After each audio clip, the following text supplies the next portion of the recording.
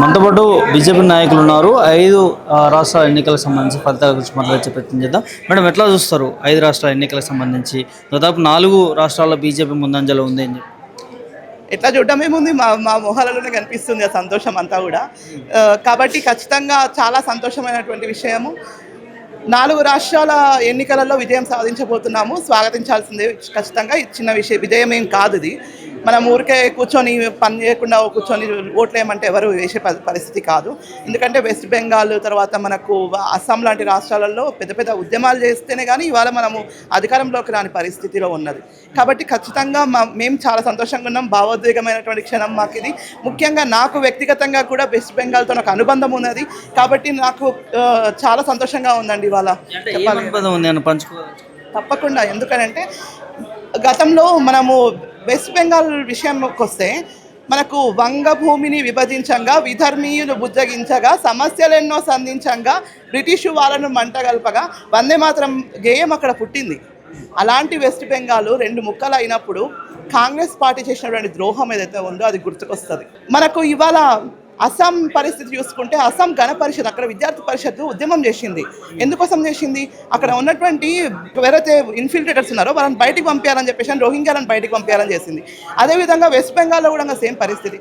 550 కిలోమీటర్ల మనకు ఒక బార్డర్ ఉంటే ఆ బార్డర్ ఫెన్సింగ్ లేదు ఇవాళ వరకు కూడా. మనకు గత 13 సంవత్సరాల నుంచి కూడా మోదీజీ గవర్నమెంట్ మమ్మల్ని ల్యాండ్ ఎక్విజిషన్ చేయండి, దానికి మేము అక్కడ ఫెన్సింగ్ వేస్తాము అని అంటే కూడా రాష్ట్రంలో ఉన్నటువంటి ఆ దయ్యం ఆ మమతా బెనర్జీ ఇవాళ వరకు కూడా మనకు ల్యాండ్ ఇవ్వలే. ఆమె అయ్యసొత్తా అప్పసొత్తా అది ఇవ్వనికి ఏమైనా. కాబట్టి వాళ్ళు చెప్తున్నాం ఒకటే, అఖిల భారతీయ విద్యార్థి పరిషత్ నుంచి 2009లో చలో చికెన్ నెక్ కార్యక్రమం చేసినాం మేము.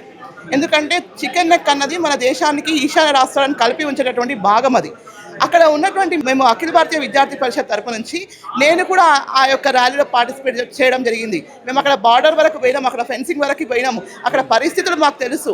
ఎలాంటి దారుణమైన పరిస్థితులలో మనము బెంగాల్ ప్రజలు కానివ్వండి, బీహార్ ప్రజలు కానివ్వండి, ఎంత ఘోరమైనటువంటి వాళ్ళు అంటే వాళ్ళ యొక్క బాధను మేము చూసొచ్చాం. కాబట్టి నాకు నిజంగా అనిపిస్తుంది ఇవాళ మా యొక్క 20 ఏళ్ళ కృషి, మా యొక్క 20 ఏళ్ళ తపస్సు ఇవాళ ఫలించింది అండి మాకు. కాబట్టి ఖచ్చితంగా మేము చెప్తాము ఇవాళ బెంగాల్ విజయం అన్నది కేవలం ఒక రాష్ట్రానికి పరిమితమైన విజయం కాదు, అది దేశం మొత్తానికి కూడా విజయమే. ఇది మ్యానిపులేట్ చేశారు ఎస్ఐఆర్తో అని చెప్పి మమతా బెనర్జీ మాట్లాడుతాం. ఓడిపోయిన లక్ష్యం మాట్లాడతారు. మా ఉద్దేశం ఏం లేదు. ఎన్నికల ప్రధాన లక్ష్యంగా ఏ రోజు కూడా భారతీయ జనతా పార్టీ ముందుకు పోలేదు. అభివృద్ధి ధ్యేయము, అభివృద్ధి లక్ష్యము. భారతీయ జనతా పార్టీ కేవలం అంత్యోదయ సిద్ధాంతానికి కట్టుబడి చిట్ట చివరి స్థాయి వరకు కూడా మన యొక్క ఫలితాలు అందాలి అని చెప్పేసి పనిచేసేటటువంటి పార్టీ మాది. కాబట్టి ఇవాళ మాకు అధికారం కాదు, శాశ్వతం కాదు, కానీ భారతదేశం యొక్క సమగ్రత మాకు అవసరం, భారతదేశం యొక్క భద్రత మాకు ముఖ్యం, భారతదేశంలో ఉన్నటువంటి పౌరుల యొక్క హక్కులను కాపాడడం అనేది మా యొక్క ఉద్దేశం. కాబట్టి ఇవాళ బెంగాల్లో ఘన విజయం సాధించింది మా యొక్క భారతీయ జనతా పార్టీ. అంటే ఈ దాంతోనే తెలంగాణలో కూడా వచ్చే అవకాశం ఉంటుంది. ఖచ్చితంగా ఉంటుందండి. ఎందుకంటే బెంగాల్లో ఉన్నటువంటి పరిస్థితి ఇవాళ మా పక్కన ఉన్నటువంటి బాలాపూర్లో కూడా ఉంది. మాకు ఇవాళ ఇక్కడ ఉన్నటువంటి రోహింగ్యాలను మీరు పంపిస్తారా లేదా అని చెప్పేసి మేము ప్రభుత్వాన్ని అడుగుతున్నాం. బెంగాల్లో గెలిచినాం. నెక్స్ట్ వచ్చే ఏరివేత మొత్తం కూడా ఇక్కడ ఉన్నటువంటి మన బాలాపూర్ పాత బస్ ఏరియాలో ఉన్నటువంటి ఈ యొక్క రోహింగ్యాలను పంపించడం అనేది మా యొక్క లక్ష్యం. కాబట్టి ఖచ్చితంగా తెలంగాణలో కూడా భారతీయ జనతా పార్టీ అధికారంలోకి వస్తుంది. అవసరమైతే సర్జికల్ స్ట్రైక్ చేయడానికి కూడా మేము వెనకడము. మన యొక్క దేశ భద్రత ముఖ్యము, అదేవిధంగా రాష్ట్రాల యొక్క భద్రత ముఖ్యము, రాష్ట్రంలో ఉన్నటువంటి దేశంలో ఉన్నటువంటి పౌరుల యొక్క భద్రత మాకు ముఖ్యము. 10వ తారీఖు రోజు ప్రధాని మోదీ రాబోతా ఉన్నారు. ఎట్లా చూస్తారు రాకని? మన మార్పులు ఉండే అవకాశం ఉంటుందా రాజకీయం?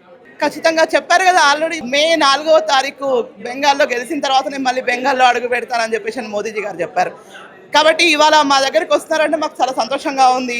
మాకు ఇంకా ధైర్యం అనమాట. ఇప్పుడు మా యొక్క మోదీజీ మాకు మళ్ళీ ఒక ధైర్యాన్ని నింపడానికి ఇక్కడికి వస్తున్నారు.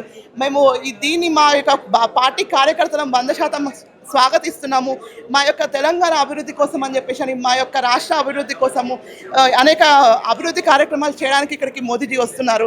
కాబట్టి ఖచ్చితంగా భారతీయ జనతా పార్టీ ఈ విషయాన్ని మేము ప్రజల లోపలికి తీసుకుపోతాము. ఇంకా ఇయాలతో రెట్టింపు ఉత్సాహంతో ఇంకా ఈ యొక్క సభను మేము 100 రెట్లు దానికి సక్సెస్ చేయడానికి 100% ప్రయత్నం చేస్తాం. ధన్యవాదాలు. ఇది ఖచ్చితంగా ఇవాళ 5 రాష్ట్రాల ఎన్నికలకు సంబంధించి కూడా తెలంగాణలో మార్పు ఉండే అవకాశం ఉంటుంది. 5 రాష్ట్రాల ఎన్నికల్లో ప్రజలు కోరుకున్నారు. ఖచ్చితంగా రానున్న భవిష్యత్తులో కూడా బీజేపీ పార్టీ తెలంగాణలో కీలకంగా పీట ఇక్కడ వేసి గెలిచే అవకాశం ఉంటుందంటూ కూడా బీజేపీ నాయకురాలు చెప్తున్న సందర్భం కనిపిస్తాం. సల్మాన్ రావుతో ప్రభాకర్ పొల్టన్ మీడియా బీజేపీ.